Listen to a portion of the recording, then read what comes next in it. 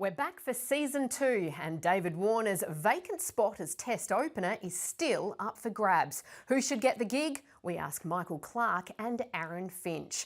India's shock loss to New Zealand, how will it impact the Aussie Summer? Plus, the one-dayers are underway. Glenn Maxwell, the superstar, joins us. Let's go around the wicket.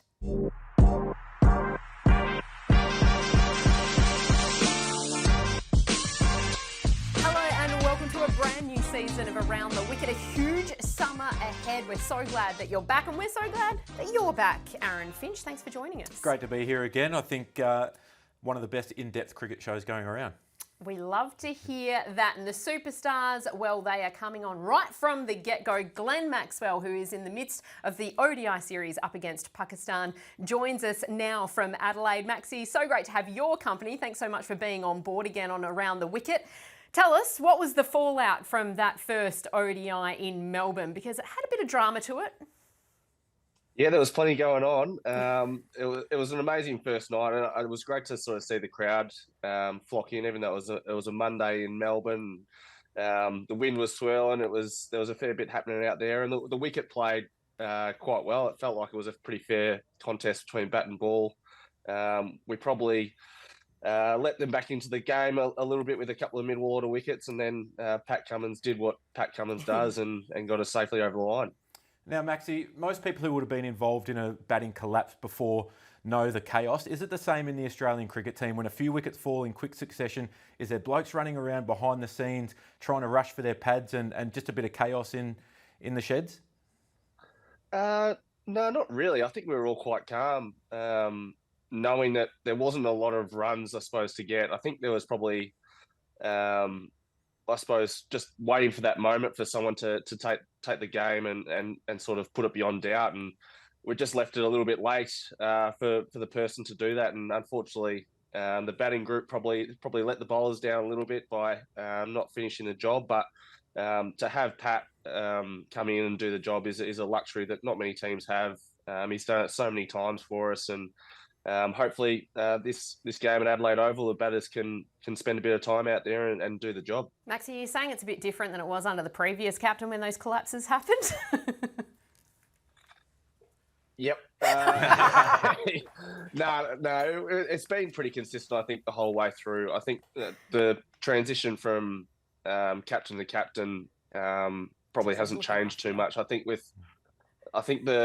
as well with Ronnie and that staff, I think they back us to try and take the game on and try and take the game forward and play with our natural instincts. And as soon as you go away from that, you can bring in decision. And then I think we tried to stick to that as much as we could. We probably just lacked that little bit of polish to sort of finish the game off a little bit earlier. Speaking of you as captain, Finch, you used to love captaining Mitch Starc, the good and the bad of him. He's such a barometer player, but the fact that he's saying he's feeling better than he did this time last summer and bowling the way that he did in that first ODI, how exciting is that for the summer ahead? Well, it's huge because he gets early wickets, and as a captain, as a team, that is the number one thing that you want because it just sets up the game. It means that you get the game on your own terms. And I mean, when you have a look at his record and what he's been able to do over his career, it's been extraordinary in that first couple of overs that he bowls. So I think the quicks in general, they're playing 3 formats of the game. So the way that they've been managed over the last couple of years gives them the opportunity to freshen up and just gives them the opportunity to, I guess, hone their skills a little bit more. When you can go from jumping game to game and only being in game mode the whole time, you don't get a chance to work a huge amount on your craft. And I think Mitchell Starc having some time off and having the ability to go away and work on some technical things, that's huge. Maxie, speaking of quicks, what's it like facing Harris Ralph when he's bowling like he was the other night? We do need to mention you're out for a duck. I actually picked it up quite nicely. But I think that's the problem. I think having that familiarity, it didn't sort of feel probably as fast as the radar was registering. I sort of picked it up well. I just felt like it was going to tail in a little bit more to me, and you end up sort of following it when it sort of goes a bit wide and hands catch up. Nick, see you later. And but yeah, he was up and about, and he's obviously that guy that can change the momentum of the game. He's an impact player. He might leak some runs here and there, but his burst through the middle certainly changed the momentum of the game. And I suppose with guys like that, it's a fine line between sort of taking them down and making sure that you sort of keep them out of the game and not allow them to have an impact. And that's the one thing with Pakistan. We've always known that there's such an emotional side. They're a team that when things are going well, they are unbelievably tough to rein back in. But when it's not, it can fall away pretty quick. And I think that's one thing that we're looking at this Pakistan team at the moment is there's a few new faces in there, particularly at the top of the order. And I guess when you've got a little bit of indecision around what's happening in their test team, their coaching staff, Jason Gillespie comes out and says now he's just a coach on match day. That creates a lot of indecision within the team as well. So that's one thing to always take into account with Pakistan. They're so unbelievably talented. You just can't afford to give them a sniff. And like Maxie said before, once they're up and about, they're really good. Harris Ralph's as good as anyone when he's going. So it's just one thing you have to keep in mind. When you've got the game where you need it, you just have to bury the game then and there. Almost the polar opposite to what we're hearing culturally with Australia. Pat Cummins, you speak about him often, Glenn Maxwell, but his ability with bat in hand to get the job done time and time again, no matter the conditions, no matter the format, he just looks so composed. What is it about him? And you can speak to this better than anyone.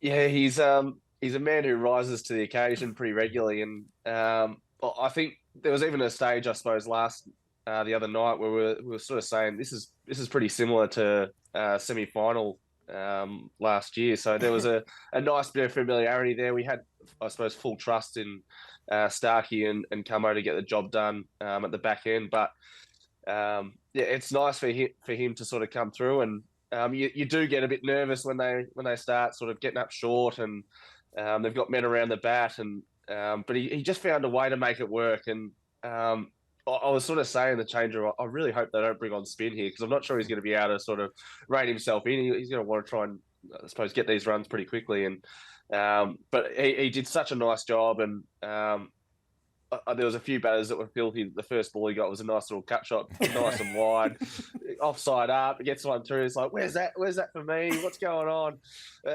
But yeah, he just soaked in that pressure, was the man for the job, and hopefully he doesn't have to bat too many more times this series. Slightly different pressure in a World Cup semi-final at Eden Garden, where the ball is turning absolutely square to the MCG in front of a less vocal crowd than it was that night. He's been doing it ever since his test debut, hasn't he?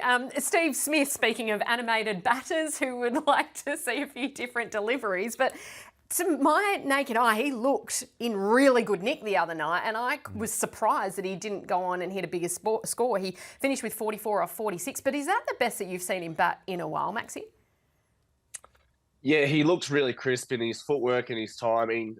His movements all looked in really good sync, and he just looked like he was unfazed by whatever was going on. There was a couple of balls that reared off a length, and he was able to deal with them and, I suppose, move past that and still get his transition back through the ball. And I think that's a really good sign of someone who's really focused on the job and really, I suppose, in tune with their techniques and their movements. So to see him, I suppose, over the last week, put in so much hours of training probably just shows why he's one of the best players that we've ever produced. And to sort of always be tinkering, always be working, knowing that he's never satisfied, and for him to sort of come out and bat the way he did, there was a nice little moment when he was batting.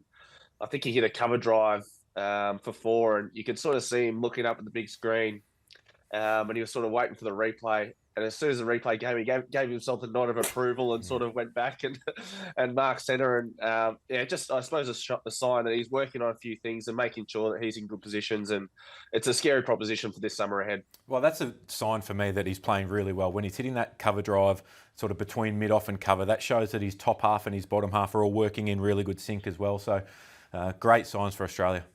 Well, Maxie, don't go anywhere, because I hear that you've released a book and we need to talk a little bit more about it, because it is 12 months on since that wonderful night. We were all there. You were in the commentary box. I was hosting, and Maxie was out there in the middle doing what we've never seen before. So don't go anywhere. Glenn Maxwell coming up to talk more about that after this short break. A year on, 201 not out off 128 balls. It was one of the best days of our lives as cricket lovers, and we weren't even out there in the middle. Glenn Maxwell was, and he's written a book about it, the journey between breaking his leg, having that knock, and all of the things in between. I've got to say, Maxie, it's a beautiful book. How many times have you watched the highlights, though, of that knock?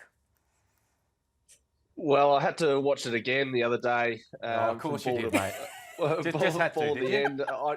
I just had to. Well, it's much like we used to watch your 150 at Hey, I'm the retired. Rose Stop Bowl. having a go at me.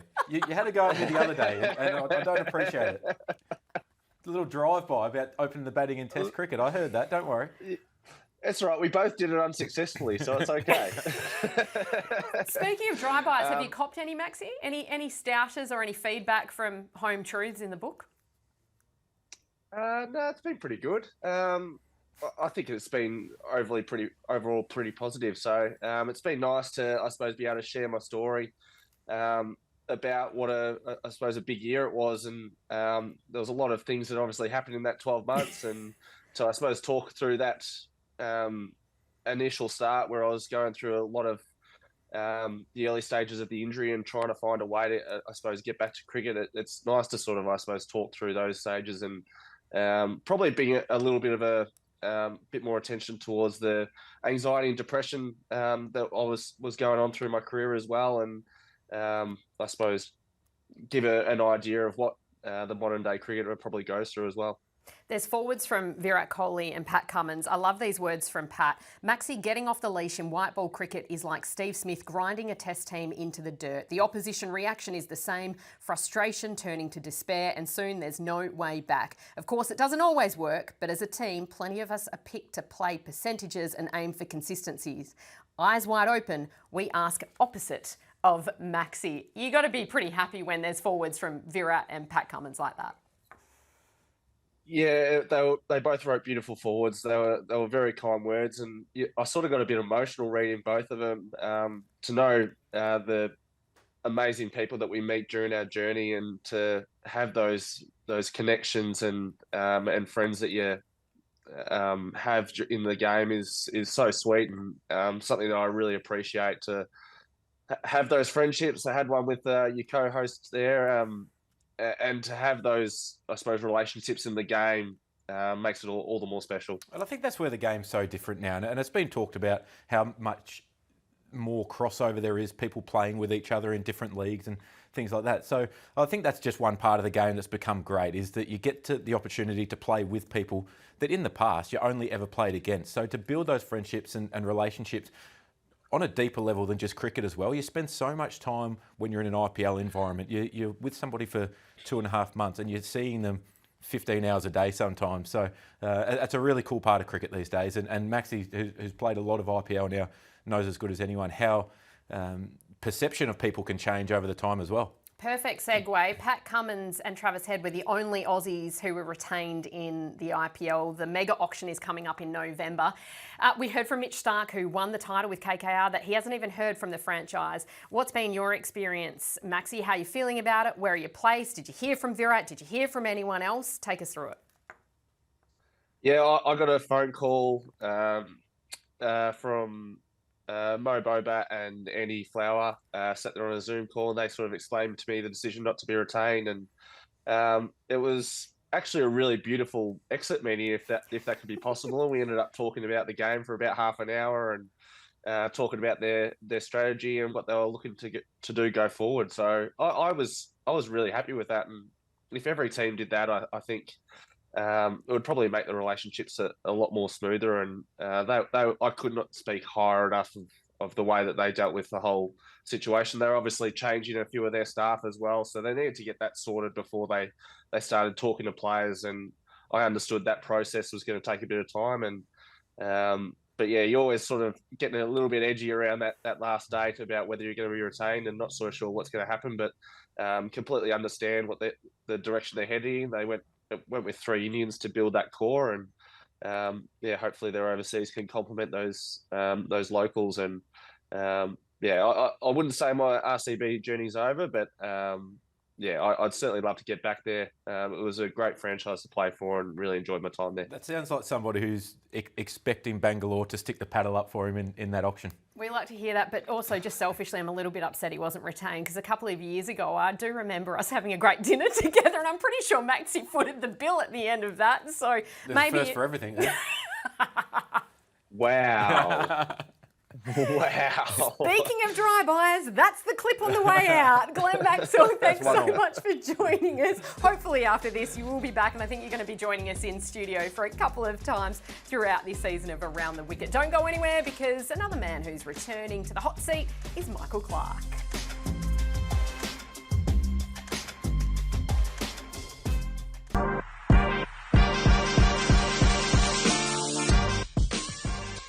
Welcome back to Around the Wicket. Well, he is the definition of a mover and a shaker. Michael Clarke is back for season 2 of Around the Wicket, and he's on the move. Pup, thanks so much for joining us once again. We'll get stuck straight into it. The big question heading into this huge summer, Australia up against India, who is going to open the batting? Steve Smith will go back down to number 4. The news in is that Nathan McSweeney has been picked to open for the second Australia A game against the against the India A game. Does this tell you that he's going to be picked? What do you think? Yeah, hey guys, nice to be back. Apologies for where I'm situated in my car and trying to hold this phone as sturdy as I can. But yeah, look, it looks that way. I think the selectors have probably shown their hand for the first time after making the decision to move Smitty back down to number 4. The fact he's going to open the batting in this second Australia A game is, I guess, a decision made to see how he goes against this Indian A attack. Look, he's in good form, there's no doubt about it. I thought he looked really good in the second innings of that first game as well. He's got leadership qualities, all the things that I think over time, there's no doubt he's going to get an opportunity to play for Australia, but it looks like they're selecting on form at the moment. I think there was a huge push for Constance with those 200s in the first Shield game. A lot of talk around a specialist opener, and it looks like they're probably favouring a number 3. Almost more questions rather than emphatic answers from that first Australia A game. What would you be going with, Finchy, and what do you think they'll be going with? Yeah, well, it's hard to argue that McSweeney won't get the nod now. And I guess maybe it comes down to a bat off with Harris in this next Australia A game starting tomorrow. Marcus Harris has done the job for a long time for Victoria and done it really well. Each time he's played for Australia, he's sort of had opportunities and just hasn't quite taken them to the next level, which he does in Shield cricket, where he gets big hundreds as well. McSweeney, 39 and 88 not out. That's a good case. I think batting in the top order for South Australia, he's been in early anyway. And I know that there's a different side to opening the batting or batting 3. That is a different mindset altogether. But he's still been in early and exposed to the new ball quite a bit. So I feel as though his game is pretty well suited to the top of the order. He's organised, he's technically quite sound, and he's got a great head on his shoulders. Pup, a lot of people have forgotten the fact that when India won this series in 2020-21, Australia used 5 different openers. Harris was one of them. So my question to you is, how important is it not just to pick someone, but to pick and stick and back them in? Look, I think no matter what way they go, I think it's going to be a challenge for anybody. You know, Finchie's done it as well. Opening the batting in Australia in conditions that really have enough in the wickets these days. Like, I think the last probably 7-8 years, has probably left a little bit more grass on them, probably because of how good our bowling attack as well is, and doesn't really change too much with Nathan Lyon's game. So I think whoever gets the job, it's going to be tough opening the batting, certainly against someone like Bumrah. So I think they have to pick and stick. No one's guaranteed 10 innings. Let's say you play 5 tests, you bat twice. No one's guaranteed that. But I think that's what, if I was a selector, I'd be telling the player that's being selected that we're going to give you all 5 test matches. We're going to give you a red hot crack so they can feel as comfortable as possible. Very hard position to bat if the ball's moving around. I'm of the theory, whoever you go with, pick and stick. So those names were Burns, Wade, Warner, Pucovski and Harris in that last series that India were here. Do you agree with Pup that they need to give them a bit of faith? Remembering as well that Usman Khawaja turns 38 in December. We don't know if this is his last summer, if next year's his last summer, or how close it is to the end. Yeah, I think, like Pup said, it does give you a lot of confidence when you get the nod and they say, right, you know what, go out and back your game in against this great Indian attack as well. They're probably the attack that match up the best against the Australian attack as well. So like Pup said, incredible challenge coming up. But if you're batting every game like you think that it's your last, or if I fail, I'm out, that puts an incredible amount of doubt in the back of your mind, and you start batting to get picked for the next game. You might just go away 1% on your focus in on the ball, each and every ball, because you're just worried a little bit about, right, maybe if I get 40, that might get me another test. Maybe if I get 50, and then you start going away from all of that. So, I think it has to be somebody pick and stick for the series. You wonder where this all leaves Cameron Bancroft, Pup, because last summer it was to fit Green into this side. This summer Green's not around and there still looks like they're not going with him. Yeah, look, I hate to say it for Cam, but if they're not picking him now, I don't know what more he can do apart from making runs at the perfect time. But if you look at his record, last year leading run scorer in Shield cricket, opening the batting, specialist opener, I think it's tough on Cam. But if they don't pick him now, I'm not sure how he gets in. I think if they go the youngster routes, what do they do in 12 months once Uzi's gone as well?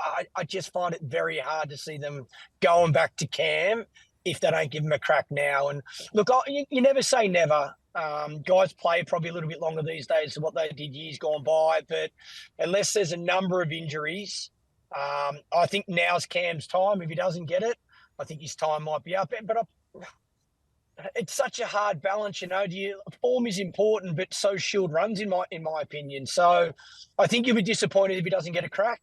But like I say, whoever gets the opportunity, I believe it's going to be a tough job opening a batting against this Indian attack. That recent form certainly cost him, that's for sure. Just quickly, what did you make of Davey Warner, your mate's offer? Oh, a bit of tongue-in-cheek, I think. I mean, once you decide to hang him up, it is incredibly difficult to get the motivation to go back out there again.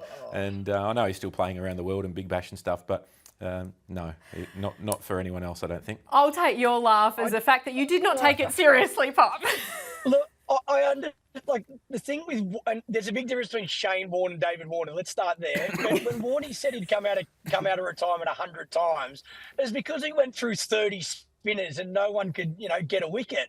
The problem with Davey is mate, we've got too many choices in regards to who's going to open the batting. Not no choices. There's plenty of guys that can do it. They just need an opportunity. But yeah, I think Davey can. Well, I've just seen he's been announced as City Thunder captain as well. So there's another challenge for him.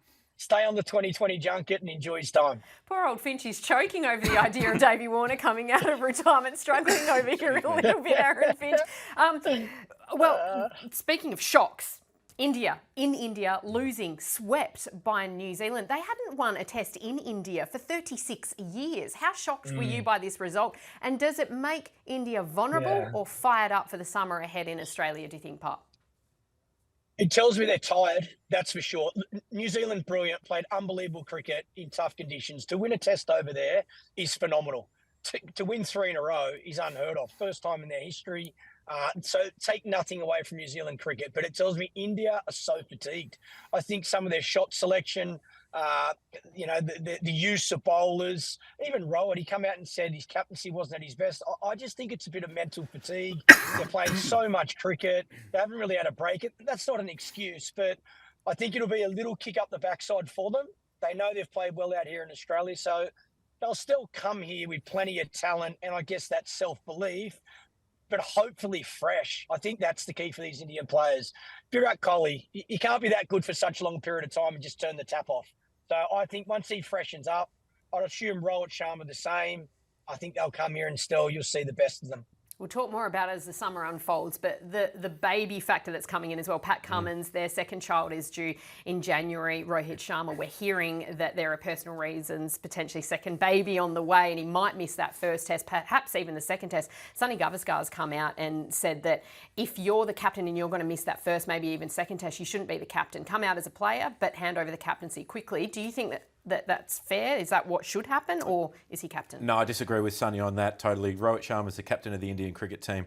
If you need to stay at home because your wife's having a baby and it's such a beautiful moment, you take all the time that you need in that regard. Pup, thank you so much for your thoughts. We know you're a busy man. We appreciate you fitting us in, and we look forward to getting your insights right across the summer. So much to discuss. Thanks, guys. Don't go anywhere because we're going to take on the short stuff next.